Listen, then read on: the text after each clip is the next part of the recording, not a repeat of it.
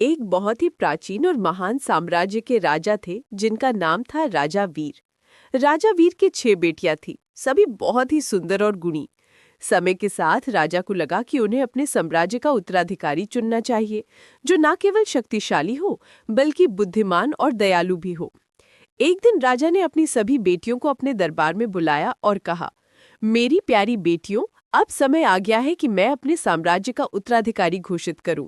जो भी मेरे इस प्रश्न का सही उत्तर देगा वही मेरा उत्तराधिकारी बनेगा। राजा ने अपनी मुट्ठी बंद की और अपनी सबसे बड़ी बेटी से पूछा, बेटी, बताओ मेरी मुट्ठी में क्या है। पहली बेटी ने थोड़ा सोचा और कहा, पिताजी, आपकी मुट्ठी में सोना है, जो आपकी शक्ति और समृद्धि का प्रतीक है। राजा ने सिर हिलाया और दूसरी बेटी की तरफ देखा। दूसरी बेटी ने कहा, पिताजी, आपकी मुट्ठी में हीरे हैं, जो आपकी शान और प्रतिष्ठा को दर्शाते हैं। राजा वीर मुस्कुराए और तीसरी बेटी से यही प्रश्न पूछा।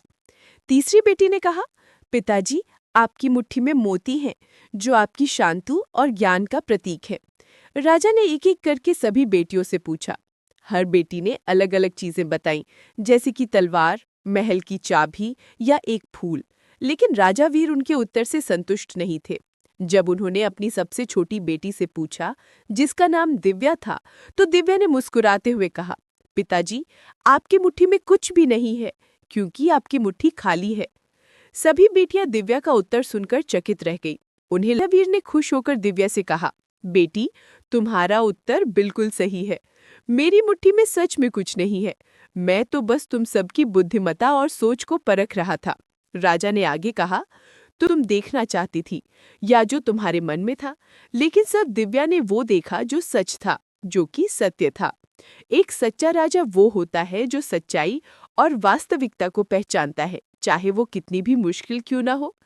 इस प्रकार राजा वीर ने दिव्या को अपना उत्तराधिकारी घोषित किया।